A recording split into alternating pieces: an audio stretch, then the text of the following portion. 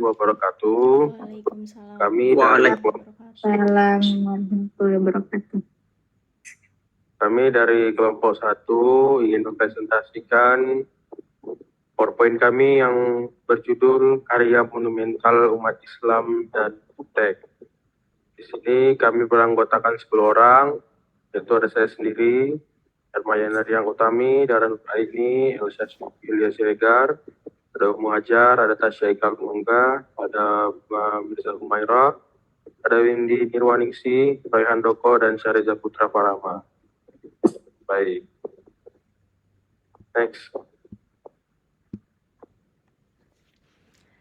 Zaman kejayaan dan kemunduran serta upaya kebangkitan umat Islam. Zaman kejayaan Islam dalam periodisasi sejarah Islam disebut periode klasik berlangsung lebih dari 600 tahun sejak tahun 652 sampai 1250 Masehi. Pada kurun waktu yang tersebut terdapat dua kekhalifan besar bergantian memerintah umat Islam, yaitu Daulah Umayyah dan Daulah Abbasiyah.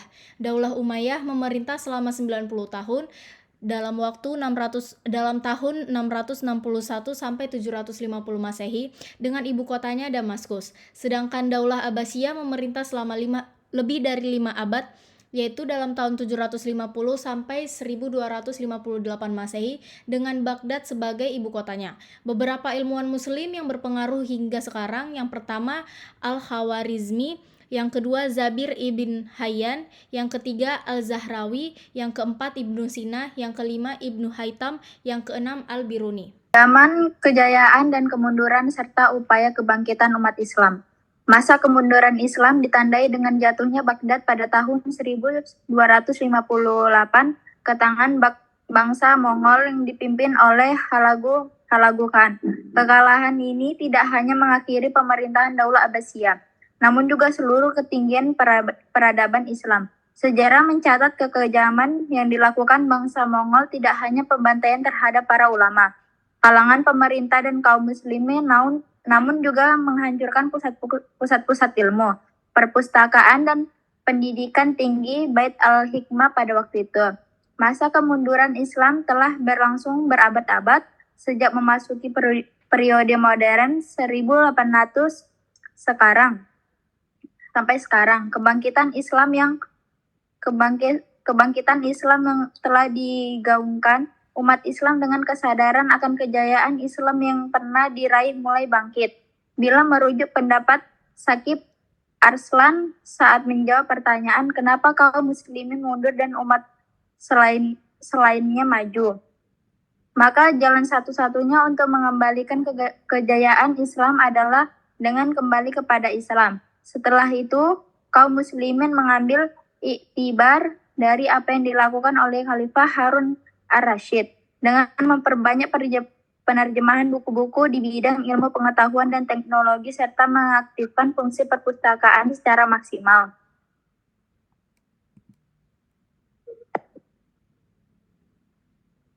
Hakikat iptek dalam pandangan Islam.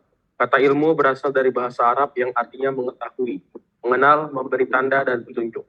Ia merupakan bentuk dasar dari kata alima ya'lamu ilman, yang merupakan antonim dari kata bodoh. Kata ilmu dengan beragam bentuk yang artinya terdapat dalam Al-Quran sebanyak 854 kali pengulangan.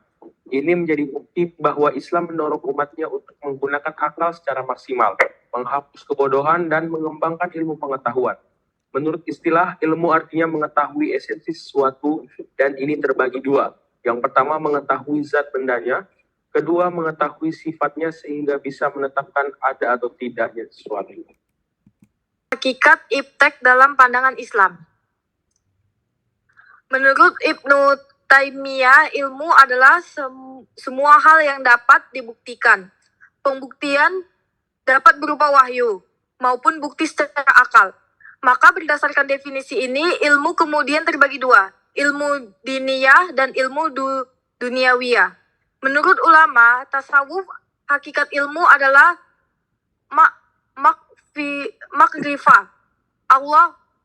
makrifah Allah atau mengenal Allah. Sedang Imam Syafi'i menyebutkan bahwa ilmu laksana cahaya dan Allah adalah cahaya langit dan bumi. Maka semakin orang berilmu, ia semakin mengenal Tuhannya. Hamka menuliskan keterkaitan ini dalam bahasa yang indah. Pandanglah alam dari kesatuannya. Dari jendela ilmu memandang ke langit, ke laut, ke gunung, ke atom, ke biji benih yang kecil, sampai ke pohon yang besar. Dari ulat serangga yang merayap hingga manusia yang berjalan kaki. Pandanglah ke bulan, matahari sampai bintang-bintang yang berserakan. Semuanya akan sampai pada kesimpulan bahwa ada satu hukum keteraturan yang semua atom tunduk kepadanya. Semakin digali ilmu, semakin terlompat kata keimanan Allah. Maka hakikat ilmu dalam pandangan Islam adalah satu kesatuan, tauhid. Kewajiban menuntut ilmu dan mengamalkan. Menuntut ilmu adalah suatu kemuliaan. Orang yang menuntut ilmu atau kaum cendekiawan akan memiliki derajat yang tinggi di mata Allah dan status sosial yang baik dalam kehidupan masyarakat. Islam menekankan adanya kewajiban menuntut ilmu. Bahkan di awal turunnya wahyu yang pertama, dibuka dengan perintah membaca. Dalam banyak ayat setelah wahyu pertama itu, Al-Quran mendorong iklim bagi perkembangannya ilmu pengetahuan secara meluas dengan kalimat pertanyaan yang menggelitik pikiran. Antara lain bisa kita jumpai dalam Al-Quran surat Az-Zumar ayat 9. Maka mengamalkan dan mengaplikasikan ilmu adalah suatu kewajiban setelah kewajiban menuntut ilmu. Sebab setiap orang akan mendapatkan balasan dan manfaat dari apa yang diusahakannya, bukan apa yang masih ada di dalam angan-angan atau pikirannya. Kewajiban menuntut ilmu dan mengamalkan. Imam Ghazali memberikan sebuah perumpamaan yang lugas akan pentingnya amal dan aplikasi ilmu dalam kehidupan. Seperti seseorang yang memiliki 10 pedang yang tajam. Apabila datang musuh hewan buas, pedang tersebut akan sangat bermanfaat. Namun, bila ia tidak digunakan oleh si pemiliknya, maka pedang yang tajam sekalipun tidak akan ada manfaatnya. Maka demikian pula keadaan orang yang berilmu. Tidak akan ada manfaat ilmunya kecuali setelah diamalkan. Ilmu tentang obat tidak akan menyembuhkan sehingga obat tersebut diracik atau dibuat. Ilmu tentang pertanian tidak akan ada manfaatnya sampai dipraktekkan pada lahan yang disemai. Ilmu ekonomi tidak akan mensejahterakan. Ilmu tata negara tidak akan menjadikan negara teratur bila pada aplikasinya nihil. Maka bila ada gedung yang mudah roboh saat baru berdiri. Berarti ada ilmu tentang rancang bangunan yang tidak teraplikasi dengan baik. Bila ada banjir yang tidak kunjung teratasi, berarti ada ilmu tentang bendungan atau kanal yang belum diwujudkan. Dan bila ada rasa keadilan yang terzolimi, berarti ada hukum yang tidak teraplikasikan dengan sempurna. Sinergi ilmu dan pengintegrasiannya dengan nilai dan ajaran Islam. Dalam pandangan Islam, ilmu mempunyai peran dan posisi yang sangat strategis. Banyak ayat Al-Quran dan hadis yang menegaskan keharusan bagi umat Islam untuk menguasai ilmu pengetahuan. Sehingga karena sangat strategisnya peran dan posisi ilmu dalam Islam, maka menjadi sangat penting untuk mengetahui konsep ilmu tersebut. Jika terdapat kekeliruan dalam memahami konsep ilmu dalam Islam akan berdampak pada pengkredilan makna Islam itu sendiri. Maka untuk menghindari kekeliruan terhadap pemahaman terkait konsep ilmu, maka perlu dilakukan integrasi yang sinergis antara ajaran Islam dan ilmu pengetahuan secara konsisten, agar dapat menghasilkan generasi atau sumber daya manusia yang handal dalam mengimplementasikan ilmu pengetahuan yang dimilikinya, yang diperkuat dengan spiritualitas yang kokoh dalam menghadapi kehidupan. Dengan adanya sumber daya yang handal, maka Islam tidak lagi dianggap sebagai agama yang kerdil dan kolot, melainkan sebuah kebutuhan akan kebenaran untuk mengaktualisasikan diri ke berbagai bidang kehidupan dan sebagai fasilitas untuk pengembangan ilmu pengetahuan dan teknologi. Sifat ilmu dan pengintegrasiannya negara nilai dan ajaran Islam.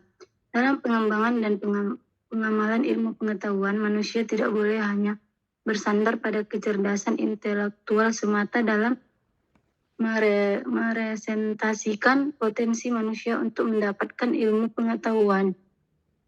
Namun, kecerdasan spiritual menjadi bagian yang sangat bermanfaat dalam mengarahkan manusia agar senantiasa berada di jalur yang benar dan tepat.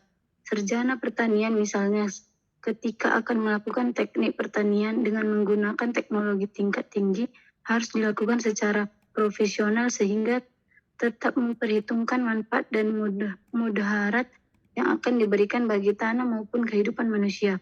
Sarjana ekonomi yang tidak mau memanipulasi data keuangan dan suap. Sarjana agama yang menjadi teladan baik di lingkungan keluarga maupun masyarakat. Sarjana hukum yang bekerja secara profesional dan enggan menerima suap. Sarjana ilmu komputer yang menguasai base data dan jaringan internet, tidak terlibat dalam penyebaran berita hoaks dan lain sebagainya. Jika seseorang telah memiliki fondasi iman yang kokoh, maka tidak akan melakukan penyimpangan dalam melakukan pekerjaan yang sudah menjadi tanggung jawab karena sudah dibekali ilmu.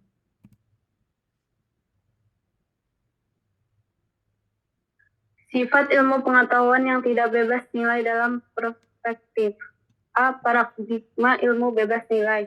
Terkait pertanyaan apakah ilmu itu bebas nilai, Taufik Imam dalam tulisannya menyatakan bahwa sejak paham teosentris muncul kembali ilmuwan rasionalisme yang bersikukuh dengan pendiriannya senantiasa memperjuangkan untuk membebaskan diri dari mitos dan terus berupaya agar citra rasionalisme pulih.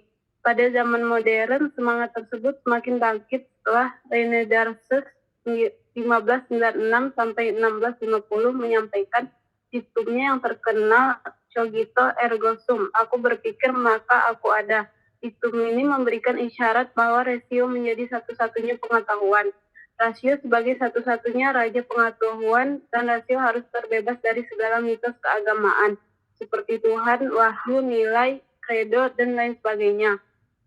Pada masa inilah yang selanjutnya melahirkan Renaissance atau kelahiran kembali dalam ilmu pengetahuan serta diikuti auparung atau pencerahan yang menandakan bangkitnya ilmu pengetahuan dengan prinsip dasar rasionalisme, netralisme, dan bebas nilai.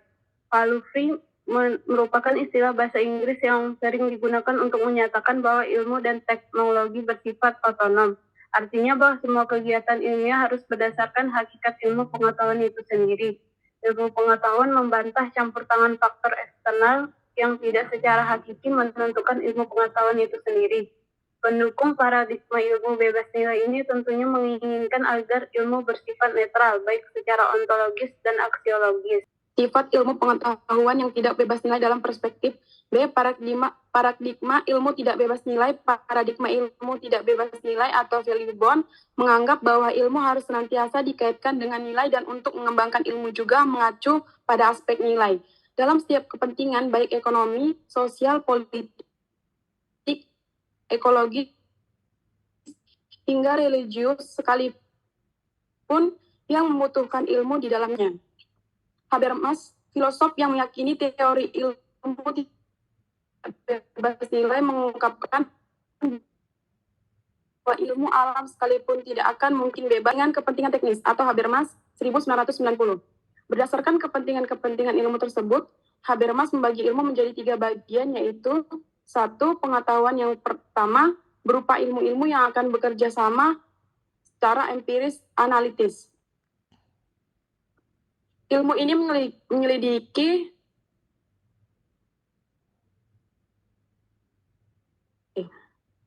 menyelidiki gejala-gejala alam secara empiris dan menyajikan hasil penyelidikan untuk kepentingan-kepentingan manusia. Dari ilmu ini pula disusun teori-teori yang ilmiah agar dapat diturunkan pengetahuan terapan yang bersifat teknis. Pengetahuan teknis ini menghasilkan teknologi sebagai upaya pertama, karena tidak menyelidiki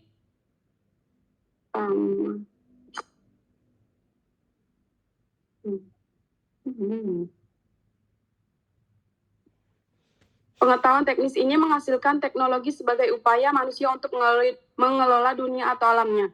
2. Pengetahuan yang kedua berlawanan dengan pengetahuan yang pertama karena tidak menyelidiki sesuatu dan tidak menghasilkan sesuatu, melainkan memahami manusia sebagai samanya. memperlancar hubungan sosial. Aspek kemasyarakatan yang dibicarakan adalah hubungan sosial atau interaksi. Sedangkan kepentingan yang dikejar oleh pengetahuan ini adalah pemahaman makna.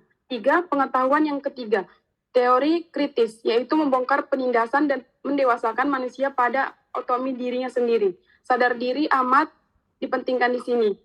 Aspek sosial yang mendasarinya adalah dominasi, kekuasaan, dan kepentingan yang dikejar adalah pembebasan atau emansipasi manusia. Baik, terima kasih. Sekian dari presentasi kami. Billahi fisabilillah, mustabiqul khairat. Wassalamualaikum warahmatullahi wabarakatuh. Waalaikumsalam warahmatullahi wabarakatuh.